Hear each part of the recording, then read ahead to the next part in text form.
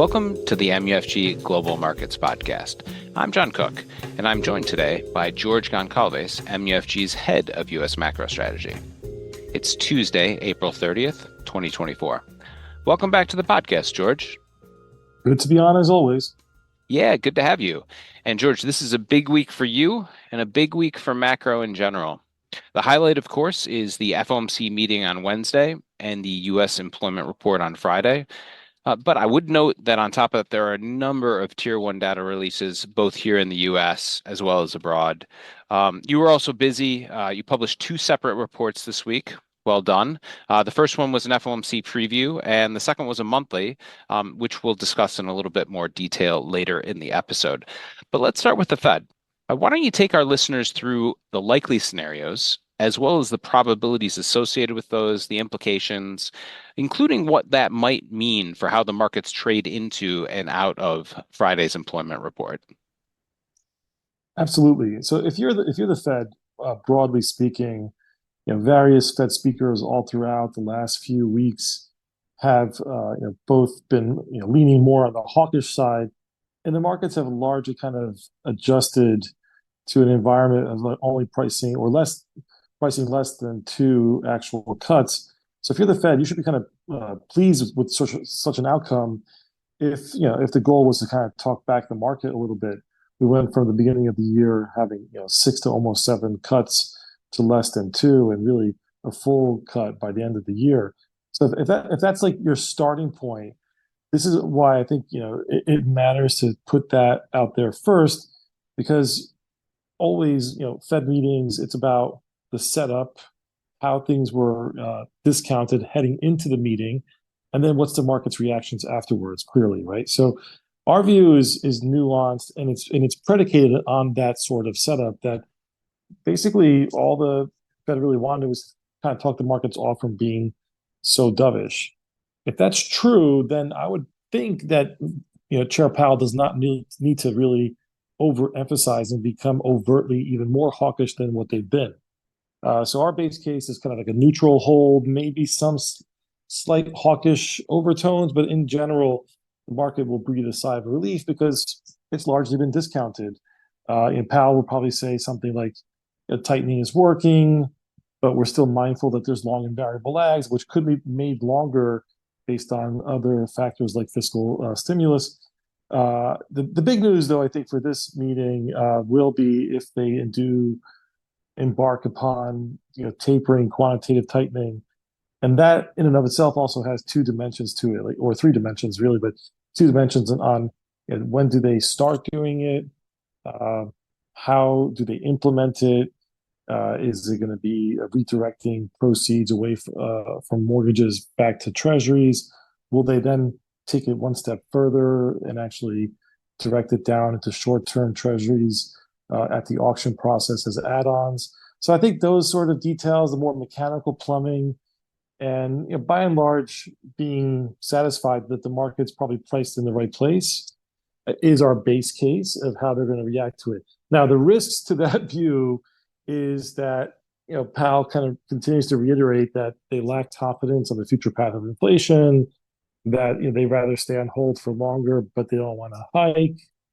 And we assign a very low probability that Chair Powell would say that they're open to hikes if needed. Now, that's the big risk. If we're wrong on that, we're talking about a major sell-off in all asset classes and a massive dollar bid if Chair Powell comes out with a very hawkish statement like that, where they actually are open to the idea of hiking, or at least signaling that at a meeting so early in the year. So I feel like they should probably be happy where they're at.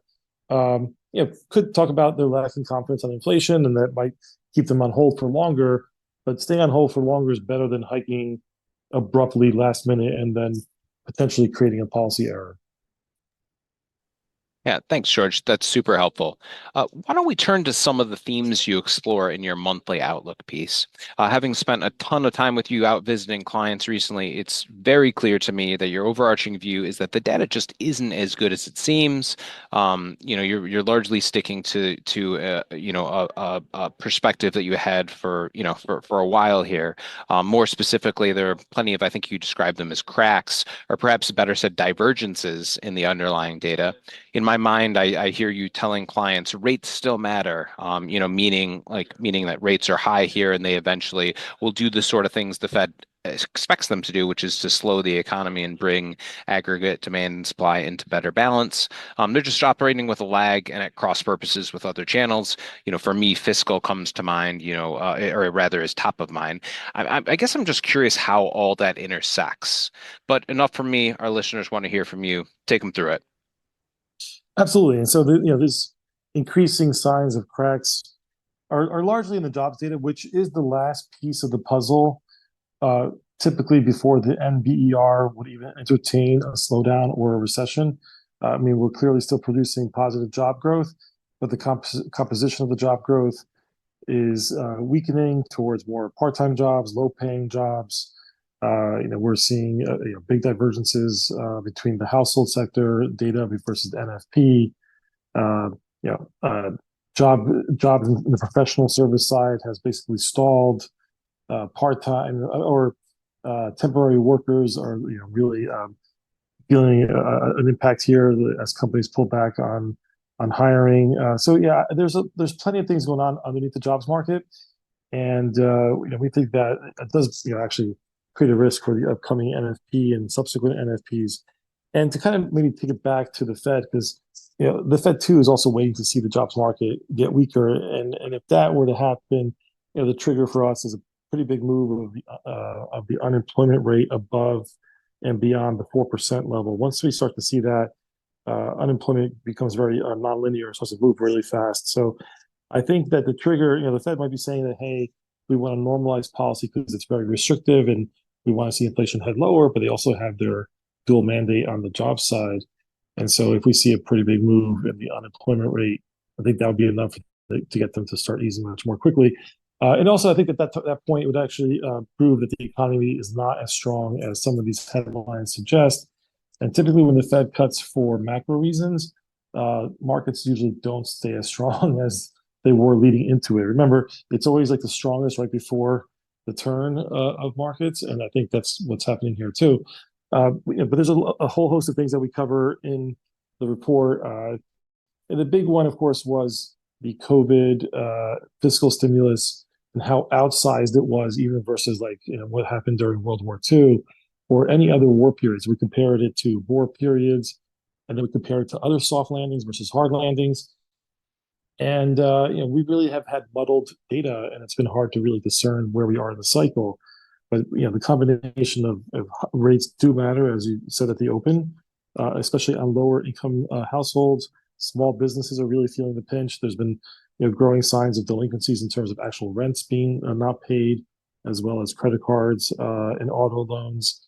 Commercial real estate, I think, is now in the seventh to eighth inning, where I think we're going to really see a culmination of that eventually impact the banks and even larger corporations in the high yield and leverage space.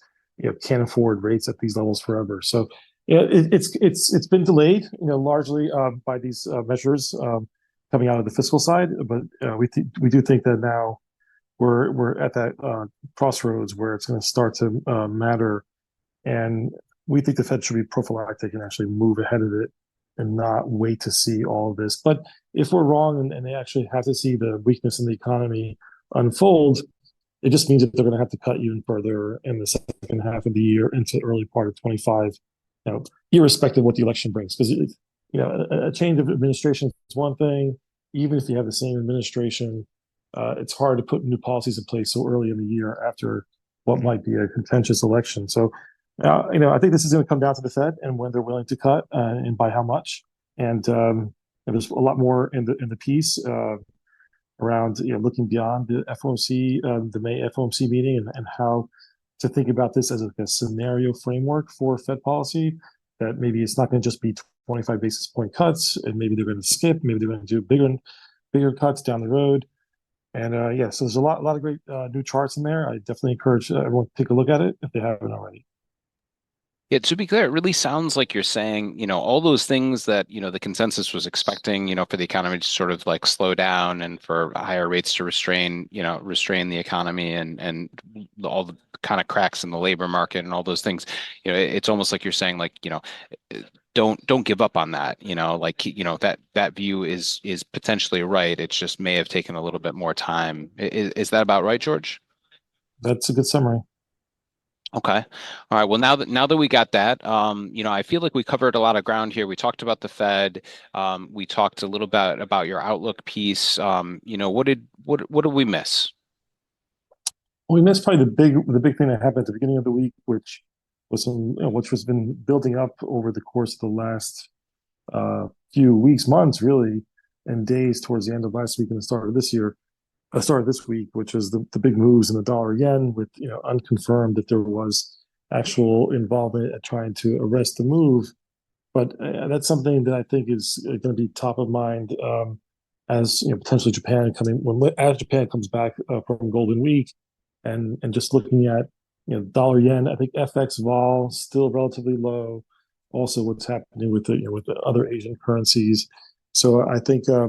If the Fed, if we were too dovish thinking and dovish leaning going into the Fed meeting, the risk is that if we get a dollar move coming out of the Fed that's very positive, it's going to be at the expense of these other currencies, which might create other might trigger and be a catalyst for other shockwaves through the financial markets, especially the belly and the intermediate part of the yield curve. So I'm definitely watching. We're all watching the yen and just overall FX vol and these Asian currencies and what happens post-Fed.